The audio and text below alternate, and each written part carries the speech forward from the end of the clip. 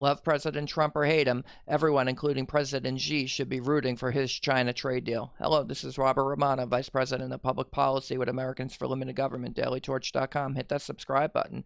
Today, we're going to be talking about President Trump, President Xi, and the China trade deal, and whether or not they can get this done, and what this is going to mean for the U.S. economy, and the political situation in the United States. Right now, there's a lot of politicians on the Democratic side, never Trumpers on the Republican side, who want to see a recession happen. They want to see President Trump fail in his trade negotiations with China. And I think that's bad for America. Why are they rooting against America if we have a recession or if we can't get a favorable outcome with China? That's going to be bad for America. And so we shouldn't be rooting for that. We should hope President Trump succeeds. President Trump was just talking with reporters during a visit by Romanian President Klaus Iohannis to the White House on August 20th, where President Trump said somebody had to take China on. This is something that had to be done. The only difference is I am doing it. So Trump's predecessors, they failed to take on China, but President Trump, this is what he ran on in 2016. So he's gonna get tough with China. He's got $250 billion of Chinese goods tariffed at 25%. He's promising to do another 10% on the remaining $300 billion of goods. And here's what he says why. Quote, China has been ripping this country off for 25 years, for longer than that, and it's about time, whether it's good for our country or bad for our country short term. Long term, it's imperative that somebody does this. Now, the Chinese Foreign Ministry, they've responded to President Trump's remarks, and this was ministry spokesman Zheng Shuang. And he says, quote, that the two sides have differences on the issue of trade and the economy is nothing to be scared of. The key is to resolve the issues through dialogue. And that sounds about right to me. I think that the two sides talking, they should be talking. And if it wasn't for President Trump's tariffs and the threatened increase on tariffs, I don't think there would be any negotiations happening at all right now. And we want to see some sort of outcome here. So whether you're a Republican, a Democrat, or an independent, whether you like free trade or you think the U.S. economy has been hurt with bad trade deals, if you're in business with China or from China yourself, or even if you're President Xi Jinping, you should be rooting for President Trump to succeed in his negotiations. Ultimately, a deal with China is going to set the stage for the rest of the century economically and geopolitically, and determine whether we can find a way to resolve our very real differences on with Beijing on competitive currency devaluations that China uses to boost exports, intellectual property theft and forced technology transfer, and sanctions against U.S. exporters, or if we're on a collision course for conflict because we couldn't settle those differences. Now, one need only look no further than the 7.3 million people in Hong Kong, 1.7 million of whom were protesting and marching just a few days ago in support of their freedom. And China's threatening to extradite individuals from Hong Kong for prosecution in the rest of China. And this would mean the end of the relative freedom that Hong Kongers live in. And so they're living under constant threat. There's 23.6 million people who live in Taiwan. They're living under constant threat by China. You can also look to the continued nuclear threat by North Korea. Seems like every time we get into an impasse in the trade negotiations, North Korea wants to launch a few missiles. And so there may be some connective tissue there as well. But all of this together tells you what a danger that China really poses. We're running a $380 billion trade deficit with China every single year. It was $378.6 billion in 2018. And that's more than their entire defense budget, which came in at $152 billion, according to the Voice of America. And this was from a Chinese military white paper. And so we're giving them more, via trade deficits, more than double its entire defense budget. Every year we do trade with them. And so on its merits, so there's a national security aspect, but even if you're just a free trader, a trade deal should satisfy free trade proponents. The fact is that tariff and non-tariff barriers have been reduced since the end of World War II, largely through reciprocal trade agreements, like we have with NAFTA and other free trade agreements. We don't have an agreement, though, with China. They entered the WTO in 2001. We gave them permanent normal trade relations in 2000.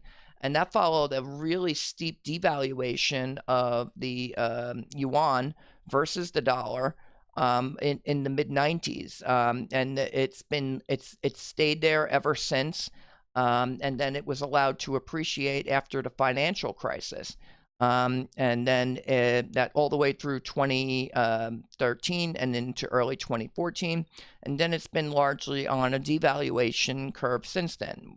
President Trump most recently instituted new tariffs and promised new tariffs starting in May, and since then you've seen almost a 5% devaluation of the yuan versus the dollar. Now the yuan is trading at 7.06 yuan per dollar, and that's a really steep devaluation. They're trying to offset the tariff. Trump said, look, well, I'm going to hold off on that new 10% tariff on the remaining $300 billion of goods. Let's talk. And so I think you can see some of the geopolitical and economic implications of a deal should we get one. And if you want to see reciprocal trade barrier reductions by the U.S. and by China, the best way to do that is with a reciprocal agreement. So you should be rooting for President Trump to get a trade agreement with China. That'll give both sides a reason to ratchet down the trade pressure and to have an accountable system in place for resolving trade disputes. On the other hand, a failure to get a deal with China, or if China runs over Hong Kong, would boost the likelihood that the current tariffs remain in place or even increased. And now, on the other hand, if you think that past trade agreements have not put America first and you're skeptical about a trade deal with China, well, here's the thing. Everything they're talking about is China making concessions on intellectual property theft, on currency devaluations, and those sorts of things. And so we're going to get concessions from China if we get a trade deal. That's going to be good for the United States. From a political perspective, it's unseemly to watch politicians and pundits cheer on negative economic news. I mean, why are they rooting against America? So there's some speculation about a recession that could occur sometime on the horizon, 16 months or 36 months from now. And some people are cheering for that to occur before 2020, so that President Trump is hurt politically. And that's just wrong. I don't think they should be doing that. And it's going to impact negatively future presidents' ability to deal with China from a position of strength. We should be rooting for the president to succeed, and we should be rooting for the economy to succeed, because then we'll get the best deal possible. And China's going to want to come to the table because they don't think they can wait Trump out. It's like, whoa, Trump might get reelected. They should do a deal now while they still can. Now, a notable exception to this has been Senate Majority Leader Chuck Schumer. He was speaking favorably of a U.S. declaration of China as a currency manipulator. This actually happened on the same day that China was named a currency manipulator. Chuck Schumer is speaking in favor of such a designation. And he said, quote, China has been manipulating their currency long before and since President Trump took office. He should finally tell his Treasury Secretary to label China a currency manipulator. That's all he needs to do to make that happen. And that's exactly what President Trump did on August 5th, and Secretary of Treasury Steven Mnuchin. They've hit them with that designation.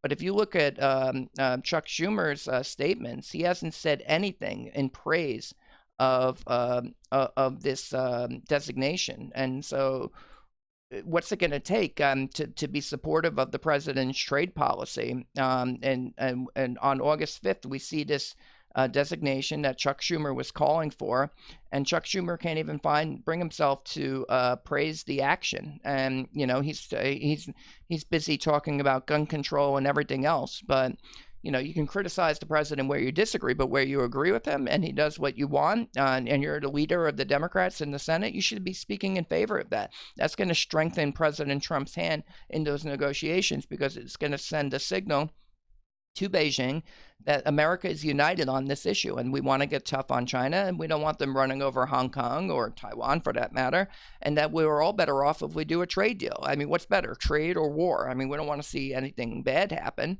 So I think that we want to see a favorable outcome here. So Chuck Schumer should be speaking in favor of the currency manipulator designation. He should issue a statement and make clear his position on that. I mean, are Democrats suddenly in favor of acquiescing to China? Is that what they want to run on in 2020? Okay, but I think we're all better off if we stand together and with these negotiations. Now, setting aside partisan and ideological differences, the biggest reason to support President Trump's success in negotiating with China, whether it's Trump or a future president, is because it puts America first. And the president is at his strongest on foreign relations and diplomacy when there is a bipartisan consensus to proceed. So we should all be hoping he succeeds. Now, if you're part of the U.S. Chamber of Commerce, the Business Roundtable, if you do business in China, or if you're from China yourself, or even if you're President Xi, you should be rooting for a trade deal because it will keep current global supply lines intact and create a basis for growing and improving the current relationship. No deal will probably mean that companies will seek to build their factories elsewhere because China is losing market share. They could be entering a recession themselves. The global economy is slowing down. And so maybe it's not such a good bet to build goods in China that we're just going to tax up the wazoo. Now, the point of a trade deal, speaking to China and from President Trump's perspective, is not to dominate world trade, but to achieve a sustainable equilibrium that mutually benefits both sides. That's going to require concessions on both sides. So I think that if China wants to do a deal, you could eventually see the tariffs come down once we reach that equilibrium. They need to stop devaluing the currency, though, and let that float and get back to floating exchange rates, or we need some sort of international monetary accord that's going to set up the pegs so that China's not getting an unfair advantage, and we can get some production to come back to the United States where it's needed. And in the meantime, both sides can benefit from increasing trade on both sides. That's going to benefit everyone, right? That's the whole point of a free trade agreement. Now, what we were doing since 2000 and 2001 when China entered the WTO was not politically nor economically sustainable. It's the reason President Trump got elected in 2016, as China was increasing market share. We were decreasing market share globally in manufacturing. Our growth has been slower since 2000. Labor participation was taking a hit. That's been improving since President Trump took office, though, particularly amongst working age adults. We've created more than 5 million jobs in the United States in the household survey since January 2017 when President Trump took office. And we saw the strongest growth in 2018 at 2.93%. It's the strongest growth since before the financial crisis. And so I think Americans and both political parties want to see the economy growing better. And they're seeing that if you take on China, that you can actually increase U.S. market share. And so nobody's going to want to go back to the good old days. Continued support for appeasement of China, if that's where Democrats want to go, that's going to wane. And so China can't wait out Trump. Any future president that would acquiesce to China is not going to have strong backing politically. And I'll leave you with the close here. For all of our sakes, it is up to policymakers in both Washington, D.C. and Beijing to adjust to this new political reality where America is going to be tough with China on trade, on Hong Kong, on Taiwan, and that they should make a deal now while there's still time on both sides before events get out of control and then it's politically impossible to make a deal. That's the commentary. This is Robert Romano, Vice President of Public Policy with Americans for Limited Government, dailytorch.com. Hit that subscribe button, ring the bell for notifications, and have a good day.